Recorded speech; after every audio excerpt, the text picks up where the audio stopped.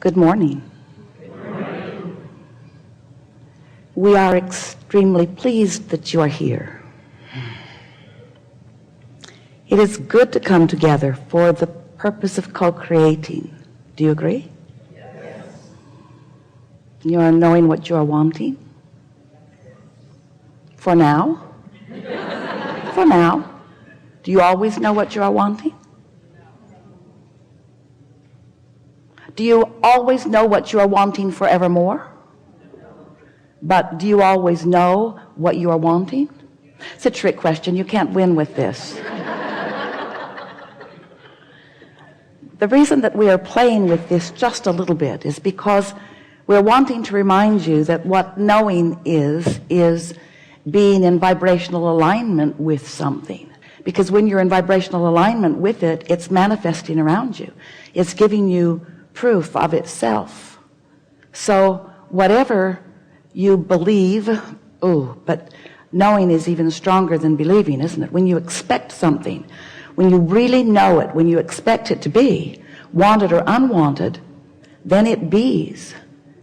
And so law of attraction is just showing you again and again what you are expecting, what you are believing, what you are knowing. But all of those words just mean what you are vibrationally equivalent to, what you've been practicing.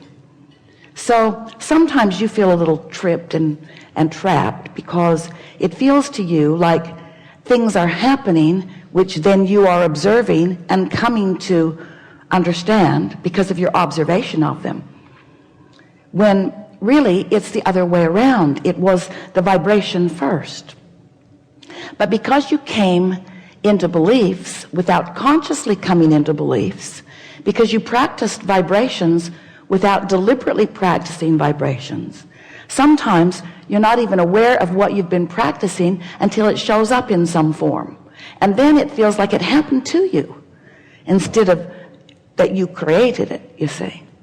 And so we like to sort of establish that premise in the early stages of our conversation, because you are the creator of your own reality. And the reason that you are the creator of your own reality is because you are the perceiver of reality. You are the one who perceives and therefore offers a vibration, and therefore, and these are the most important words that you will hear from us today or ever, and therefore you establish a vibrational point of attraction. Sometimes your point of attraction is fleeting. Somebody just talked about it, you focused on it for a little bit, you didn't get too excited about it, you didn't give it too much thought, so it passed through your vibrational experience quickly. But sometimes your parents were beating the drum of that when you were born, and you heard it a lot, and as you heard it and watched them demonstrate the reality of it, because after all, when they believe it, they're living it. And we want to remind you, they're not believing it because they're living it. They're living it because they're believing it. But you came in later. You didn't realize who got there first. Mom, did you believe this before you lived it? Or did you live this before you believed it? You never asked them those questions, did you? Instead, you observed what they were living, and you noted that they believed it because they talked about it a lot, wanted and unwanted. And so then you sort of join the train of that, and you begin observing and offering vibration, and then manifesting, and then believing. So we come to you wanting to sort of shake you up a little bit and let you know that you could believe some other things other than what you are believing. And you say, really? How's that so?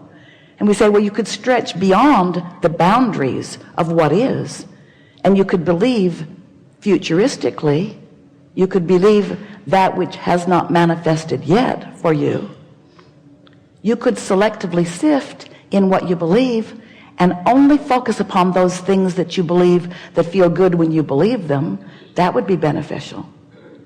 But what we're going to be talking about here today is what you're focusing on, and therefore what your point of attraction is, and therefore how you feel when you focus upon it, and why you feel the way you feel when you focus upon it, and then what to do about it if what you're focusing upon and how it feels doesn't please you. And meanwhile, you're just thinking, yeah, how can I get the money I want? Yeah, how can I get to the manifestation that I want? And we want you to come at it a different way. We have a new analogy. If you've been listening to us for a while, it may not seem new to you, but it's new enough that we want to give it to you here in case you haven't heard it, because it will provide for you a very wonderful basis of everything else that's going to unfold in this discussion today.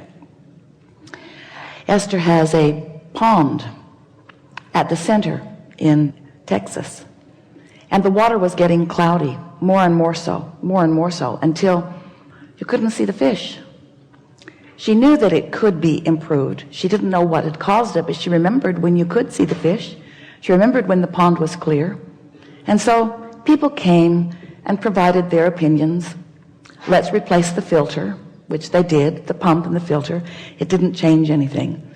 Let's put clarifier into it, which killed fish but didn't clear the water.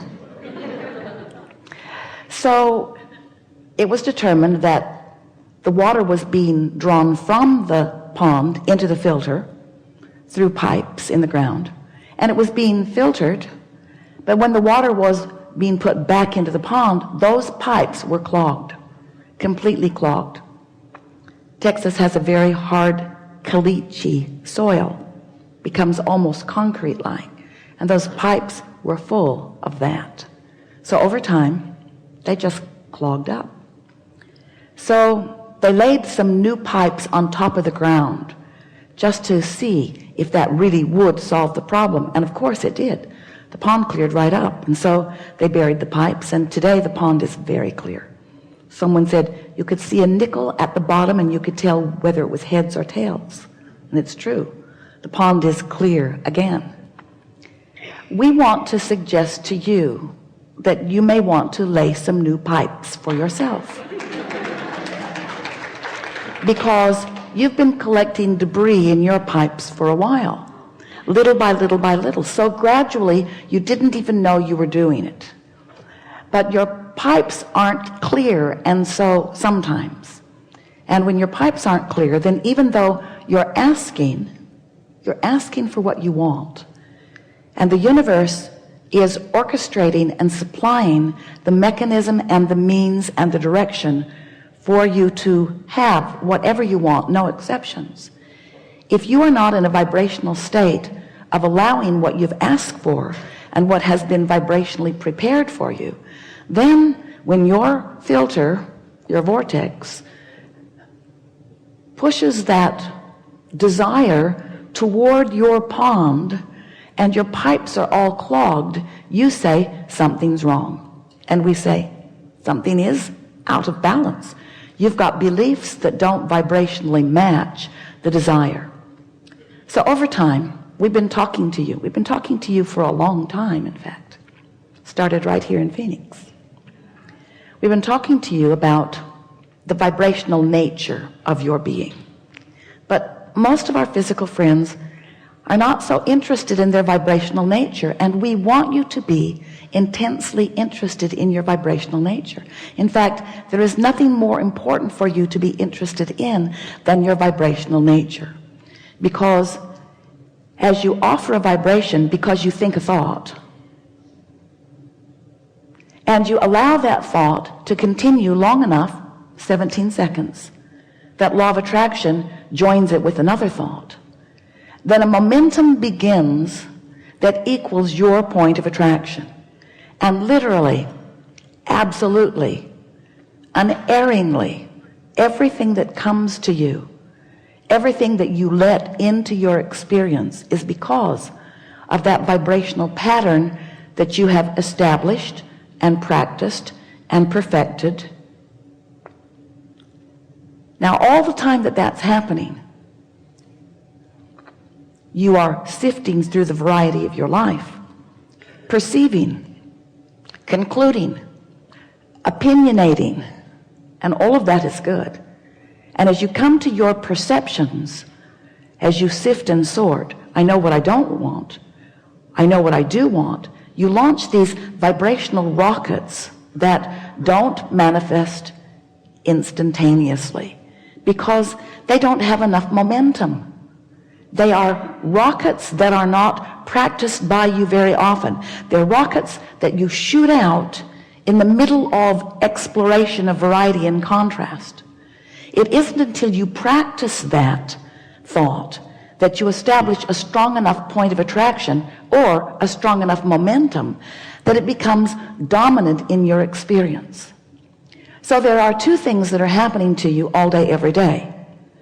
You are establishing momentum without knowing you are. You are launching rockets and establishing momentum. But you are also offering contradiction to that vibration that is disallowing the momentum that you've established of coming to you. Do you see what we're getting at? Here's an easier way of understanding it. We'll be brief here because we know you've heard some of this before. But we want to lay this basis because what comes next as we play together will be revolutionary for you. If we can make this point with you, if you can listen to the vibrational law-based beginning in these few minutes that we visit, then everything that we talk about here today will be crystal clear for you. And everything that ever happens in your life again or doesn't happen in your life again to you or anyone else will be understood by you. It is our promise to you.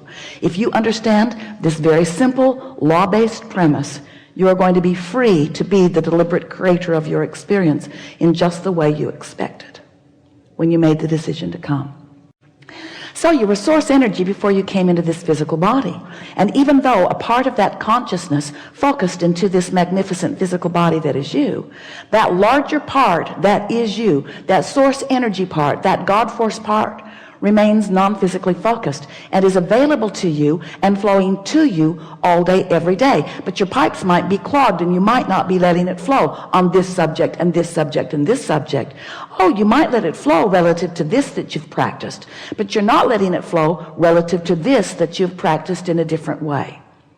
So Source knows who you are and what you want, and is flowing consciousness and direction and impulses and love and energy and power and invincibility, pouring that all to you. The question is, are you in a vibrational place that you are receiving it or not?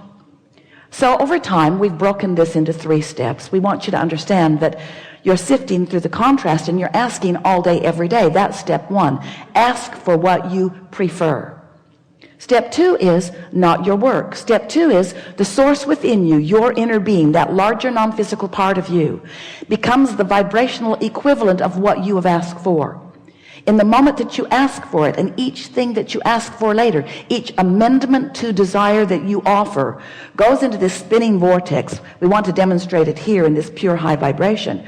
Goes into this spinning vortex, and in that high flying, pure positive energy vortex, all that you have asked for already is. In other words, that larger part of you has become it.